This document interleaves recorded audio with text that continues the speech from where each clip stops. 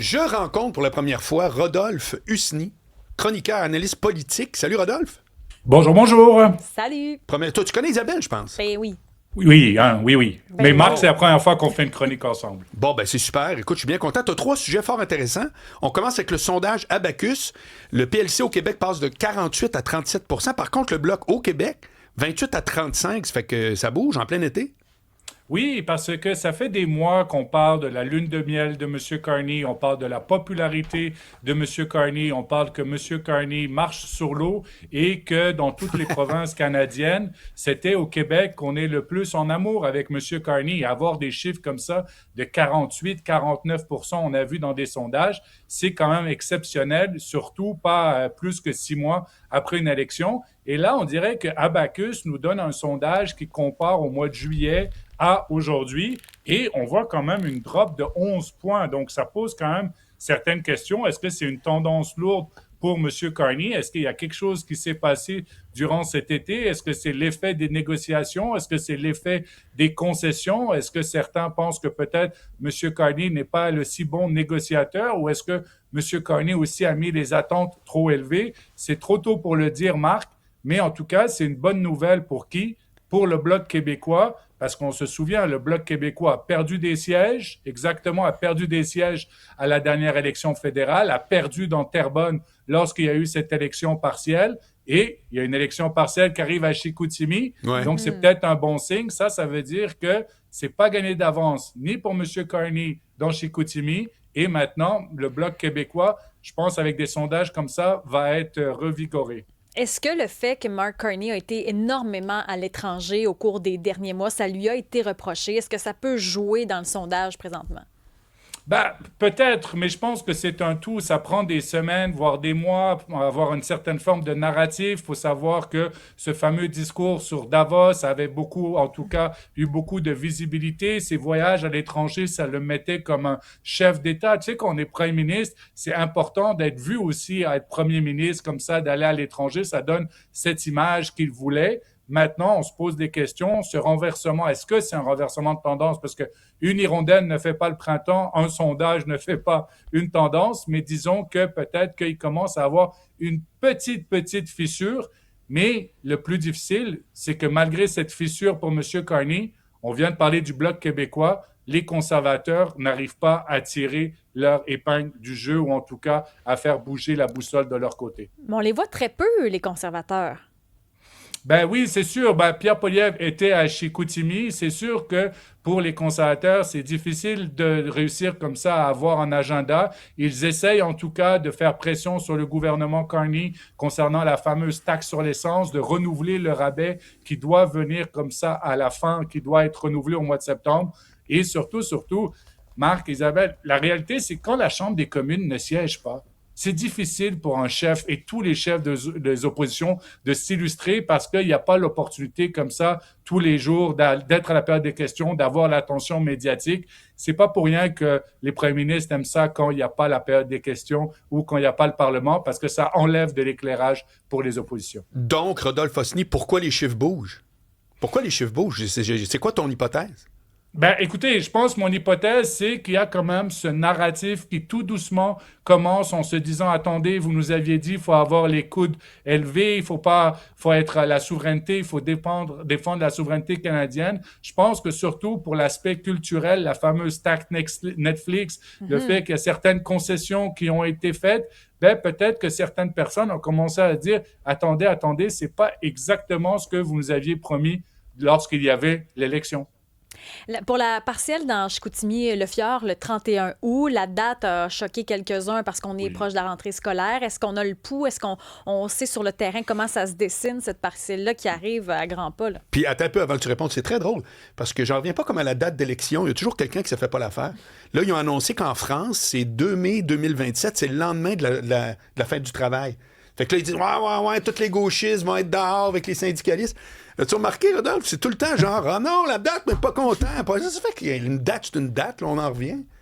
Oui, mais bon, il y a quand même une sorte de confusion. Écoutez, vous parlez à un ancien stratège qui peut vous dire que quand tu tapes aux portes, c'est difficile des fois de dire, attendez, on parle de l'élection fédérale, maintenant il va y avoir une élection provinciale. Donc, OK, tout imaginez mêlé, certains... là.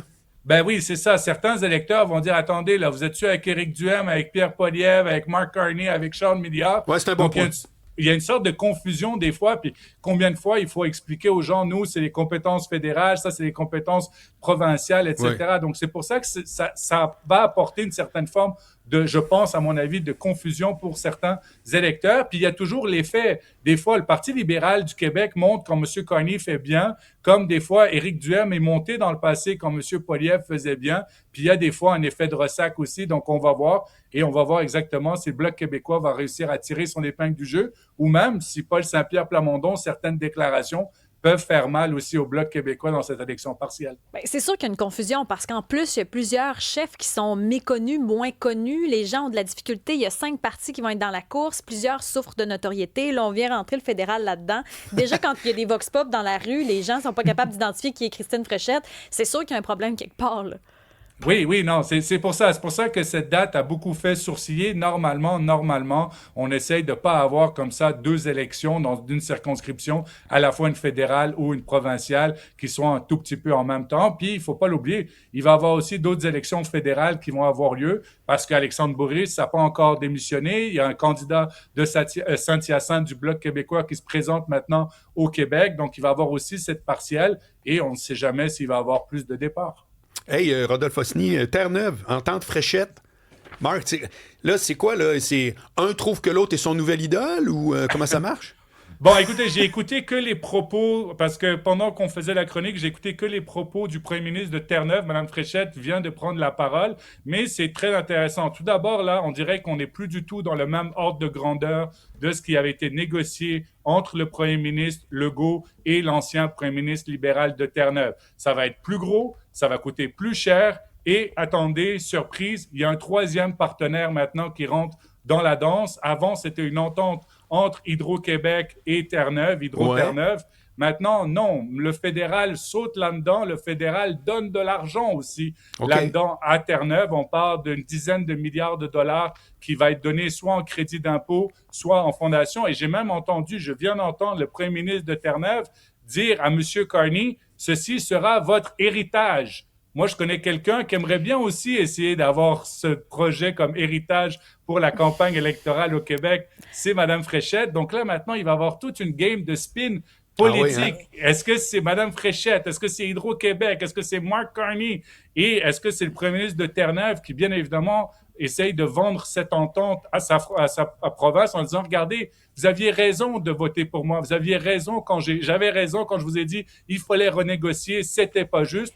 Là, pour l'instant, le premier ministre de Terre-Neuve parle que possiblement Terre-Neuve va recevoir 1 milliard de plus par année concernant cette entente. Donc, on voit que là, toutes les lignes de communication sont en train de, comme ça, on va voir qui essaie de prendre le crédit et qui va véritablement gagner. Il y a une grande phrase, juste avant, il y a une grande phrase que j'adore qui dit « Tout le monde va à la rescousse du succès ». Mm-hmm. Oui, parce que monsieur le premier ministre de Terre-Neuve parle d'accord gagnant. Alors, c'est pour ça, il dit, regardez, j'ai bien fait. Et surtout, on vient d'apprendre 2 éléments. C'est une entente de principe, mais seulement ratifiée en, attendez, mars 2027. Mm-hmm. Ça veut dire que ça laisse le temps, encore une fois, à voir qu'est-ce qui va arriver au Québec concernant l'élection. Et Terre-Neuve avait promis un référendum sur cette entente. Le premier ministre de Terre-Neuve vient de changer d'avis. Il a dit qu'il n'y aura pas de référendum. Bon. Ce sera soumis à l'Assemblée nationale, en tout cas à Terre-Neuve. Donc, on voit qu'on est dans un changement complètement de paradoxe. Est-ce qu'il y a une volonté de Carney, justement, de brouiller les cartes pour cette entente-là? Est-ce que ça peut être une stratégie? Bien, je pense que surtout, M. Carney, et surtout, il ne faut pas l'oublier, le plus haut fonctionnaire actuellement à Ottawa, il s'appelle Michael Sabia. Qui est Michael Sabia? L'ancien président d'Hydro-Québec. C'est lui aussi qui connaît très bien ce dossier. Donc, disons que des 2 côtés, à la fois le plus haut fonctionnaire et le premier ministre, voulaient cette entente, surtout que M. Carney, il n'y a pas si longtemps, a fait une annonce en disant il faut doubler l'hydroélectricité, il faut doubler la production hydroélectrique. Donc, il voulait montrer aux autres provinces canadiennes que le fédéral peut être là, peut jouer un rôle et réussir à avoir cette entente entre le Terre-Neuve et Québec. Merci beaucoup, Rodolphe Osny. Chroniqueur et analyste politique. On se reparle plus tard. À bientôt. Salut.